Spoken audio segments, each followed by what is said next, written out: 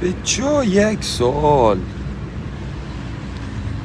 توجه کردین الان 1-2-3 ساله ابر تو آسمون نیست. بابا ما قدیم بچه بودیم یادمانه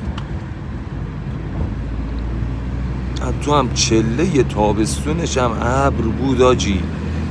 یعنی هر از چنگای خورشید سر زور برج 5 تیر تابستون خورشید مرفت پشت ابر مبرا یک چند لحظه سایه ما شد.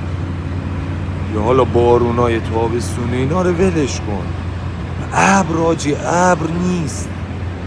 چه کار دارن میکنن این ابراره خدایی؟ بعد مثلا این فیلم هایی که در میه از اینا لب مرز ابرا پودر میشه اینا واقعیه کس و شعره.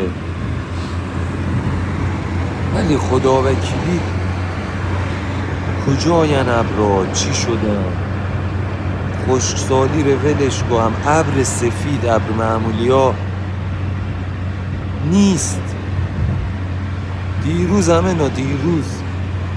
از پری شب مشهد مه بود ابر سیاه و فلان و هوا سرد و دیروز هم تا هم آخر شب ما بیدار بودم مه بود و ابر و مبر و هوا سردی.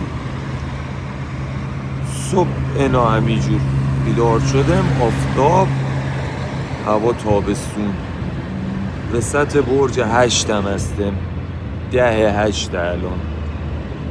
چه کار داره میشه؟ بری چی جوریه؟ او خدا